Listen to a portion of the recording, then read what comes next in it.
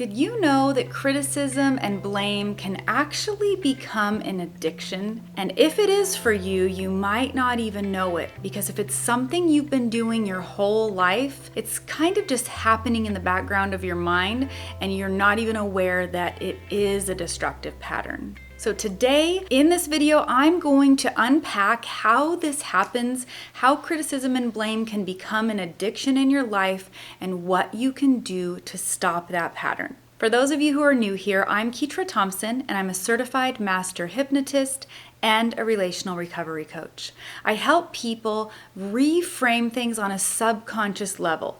Those limiting beliefs, those old patterns that are holding you back, keeping you from having the life that you want, keeping you from being effective and really your most authentic self. I help people rewire those on a subconscious level so they can have the life that they want. So if this content resonates with you, I would greatly appreciate it if you would click like and click subscribe so you can be notified every time I post a new video. And if you're interested in working with me, all the information is in the description below. You can set up a totally free consultation call to get some clarity about what's going on in your life, and then we can decide if we're a good fit to work together. So all that information is below. So let's talk about why certain behaviors can actually become an addiction. So a couple things happen. When we repeat a behavior, even if it's just in our mind and we're not saying something out loud, we are repeating a pattern in our brain. We're creating a neural pathway that is getting very well worn. So if you've ever seen a section of grass that someone has taken the same path across over and over and over, and then there's just dirt that's kind of carved out, it's like a divot in the ground, it becomes this rut. Now that's how our neural pathways in our brain can become. They're just these really well-worn paths, and because they're so easy to go down, our thoughts just automatically go down them because we have been doing it for so long. Either because of patterns that get created in our childhood or patterns we create and repeat. Regardless, it becomes this sort of rut. Now, the other part of that is that certain behaviors release certain chemicals in our bodies. Now, these chemicals can sometimes temporarily boost a good feeling or an excited feeling or something. So when we repeat it enough, we can actually have an addiction to the chemical release of having it happen. This is how sometimes people get addicted to drama and picking fights and arguments, because it gives them this big boost.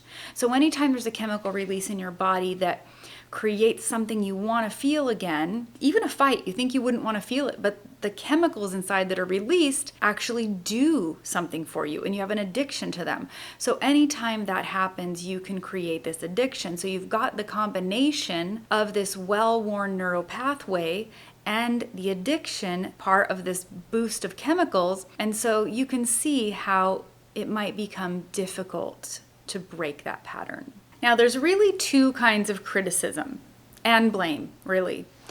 There is self-criticism and criticism of others. And the truth is that I think you'll find, if you really dig in deep, that the people who are most critical of other people are actually quite critical of themselves. Now, sometimes you might not be openly critical about other people, but you might think in your head big judgments about what they wear, how they live, how they dress, how they act. Just this sort of critical dialogue that's going on in your head. And if that's the case, it's usually happening inside of your head about yourself as well. Anytime you forget something, anytime you make a mistake. Matter of fact, as I was prepping to make this video, I had a split-second thought myself that was like, dang it, I forgot this thing. And it was not like this very compassionate thought. It was kind of me being mad at myself, and I had to catch it really quickly.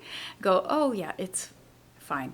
You know what? I'm human, right? We want to be able to be compassionate about ourselves and to ourselves, because that stops that pattern of self-criticism where we're constantly saying we're not enough, we don't look the right way, or we don't act the right way, or we don't say the right things, or something is wrong with us. So if you have that dialogue going on inside of you, starting with self-compassion for yourself is really important, because that can lead to you being compassionate toward others and letting go of this addiction. But first, you want to find out if this is actually an addiction in your life. life. If criticism and blame is actually an addiction or something that just kind of happens sporadically, like few and far between, right? It's not really part of your everyday functioning, but sometimes just happens because we're human. So the thing is, if you're going to find out if this is an addiction, it's pretty easy. The first thing that you can do is go one day, just one whole day, without criticizing yourself or other people. Write down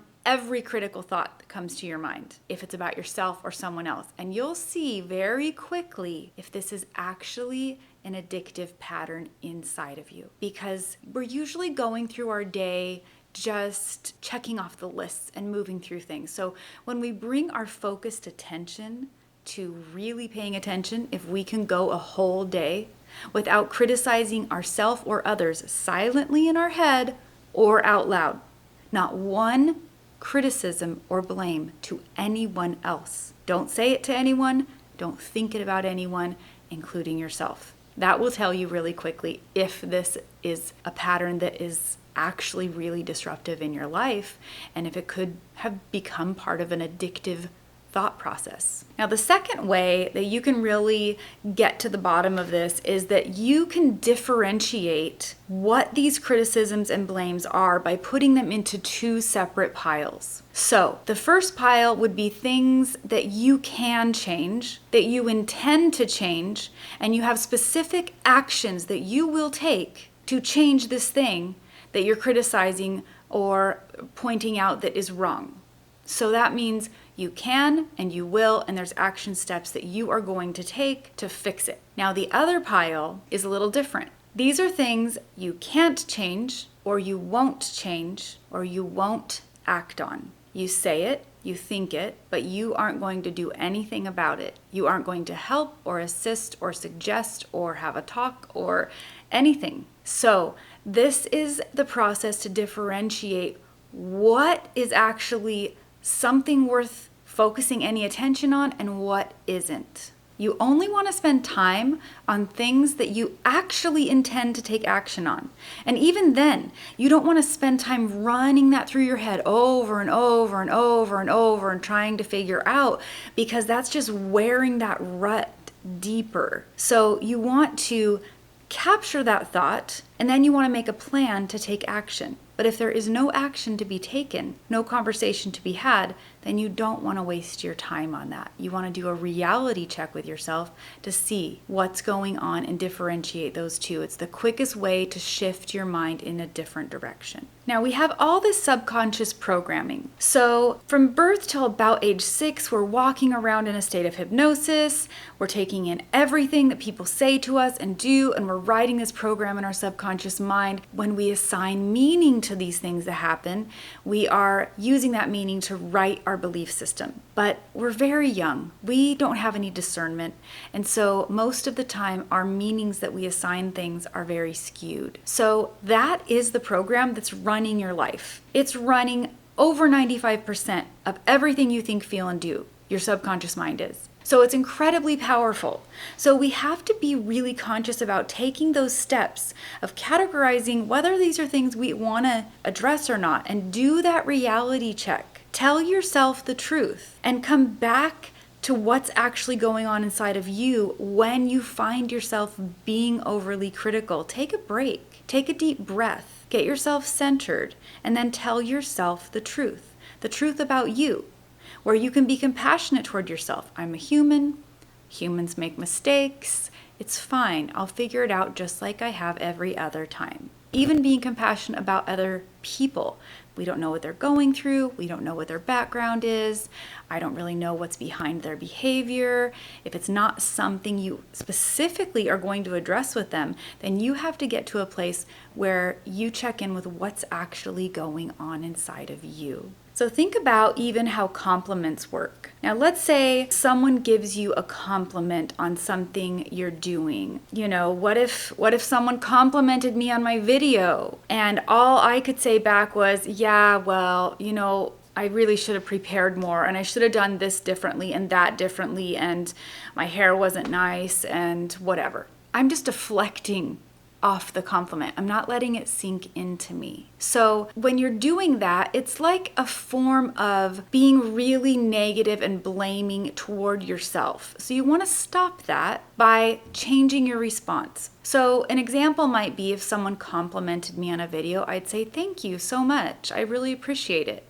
You know, doing videos doesn't come naturally to me, and so it's a work in progress, but I really appreciate it. So I'm doing two things there. I'm acknowledging and letting sink in the compliment, but I'm also addressing my own insecurity that, you know, I know this is maybe not 100% natural for me or easy. And at the same time, I can be real and human by letting them see that flaw in me, but I'm not beating myself up about it. I'm accepting the compliment and I'm grateful for it. So that's a big shift you can make. So I want to recap a little bit. If you really want to find out if this is an addiction, go one day with no criticism or blame toward yourself or other people, and then categorize into the two piles things that you will be doing something about and you're going to take action on, and things you won't be. And that will help you decide where you want to put your focused attention. Now, of course, customized hypnotherapy is an incredible way to address those old programming issues that keep coming up that you just don't feel like you can conquer. That's what I do with my clients. So if you want some help with that,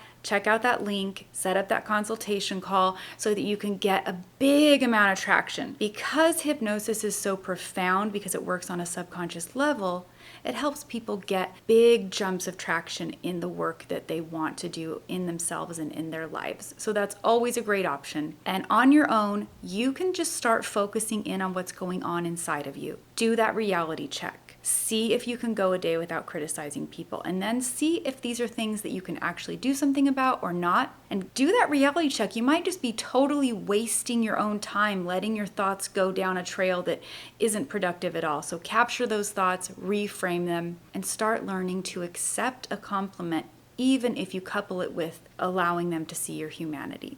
So I hope that helps, and I would love to hear in the comments what you think of this, if you struggle with this, or any questions you might have, or topics you'd like me to cover in the future. So until next time, I hope you take some time to check in with yourself, invest in yourself, and curate a life of your own design.